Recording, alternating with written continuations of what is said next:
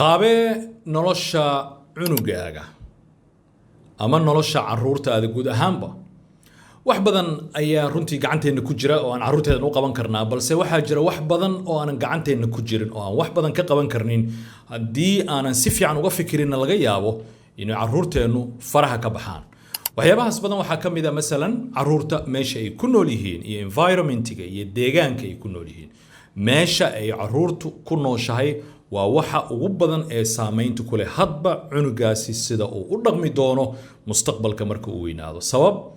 asxaabta macallimiinta qaraabada ehelada kale dariska bulshaweynta uu ku nool yahay dhammaan waa waxa qaabeeya hadba cunugan sida uu bari noqon doono sidaa darteed qoys fiican qaraabo fiican daris fiican iyo deegaan fiican haddaad caruurtaada u doortid waxaad ogaanaysaa inay arrintaasi la mid tahay haddaynan ka muhiimsanayn nafaqayntii aad mar waliba siinaysay ukunta canjeerada bariiska baastada nafaqada aad kula dadaalaysid si la mid ah waxaa muhiim u ah inaad ka fikirtid cunugaaga meesha uu ku nool yahay waana sida uu u qaabaysmi doono hadhow dambe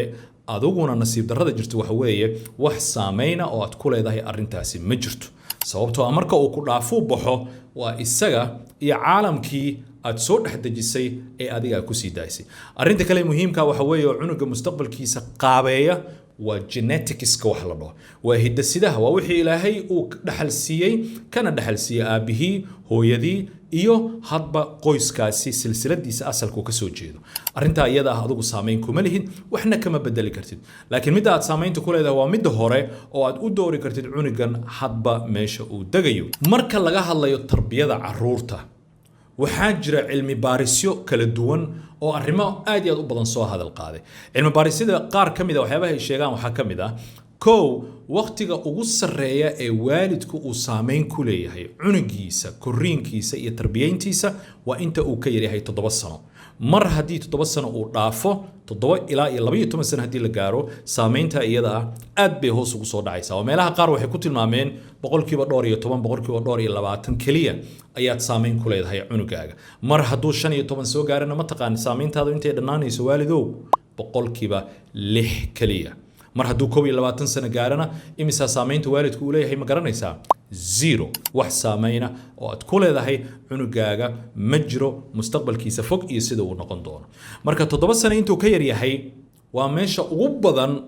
ee caruurtu iyo waalidku ay xiriirka ugu badan qaataan markaasna waxaa fiican hooyada inay gacanta ku hayso aabbaha uu gacanta ku hayo inta badanna waa la hayaa intaas oo weynala nool yihiin oo xaafadeena la joogaan laakiin wixii ka dambeeya 7 waa kan baskiilka wadanaya waa kan banooniga dheelaya waa kan iskoolka aadaya waa kan meelaha aadaya markaas weeye markuu kaaga baahan yahay inaad u xushid xaafadda aad dejinaysid cidda uu la macaamilayo cidda uu la arkayo cidda mar walba uu la sheekaysanayo iyo wixii la midkaa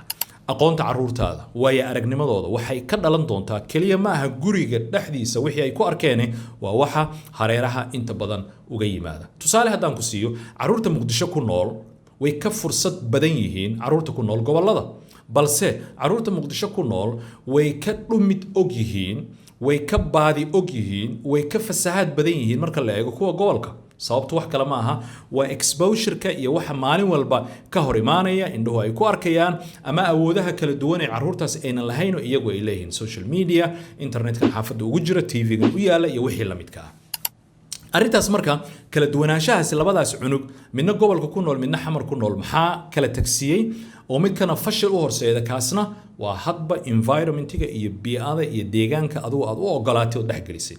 حتى إسلام مقدشة اللفتجة وحاجة جواب مقدشة كمذا أو عروت الجوك تمركز أتكتد أتسادالين كرتد ماشي يكون ضبينيان صوبته أفر لاتن كساع مركز لفيري وحا يكون قادنيان إن الله شيء يكون حجران وحويه ونرول توكسيك وأتفهم كرتد قف كسمايس ما يمانتا إنه نقول دون قف بري صنعة برشدنا أنا في دونين يسقى إنه إنسان فعنا إسكاب الدابة وركيو كوبن نفقين تعرورت هذا كليه كوجو مفلنا كف فكر هاد بديجان كيكون جيران iyadoo koobanna noqo waalid baraarugsan mar waliba ka kac hurdada ha ku mashquulin waxyaabaha yar the bigger picture sawirka weyn fiiri hal su'aal aan ku weydiiyo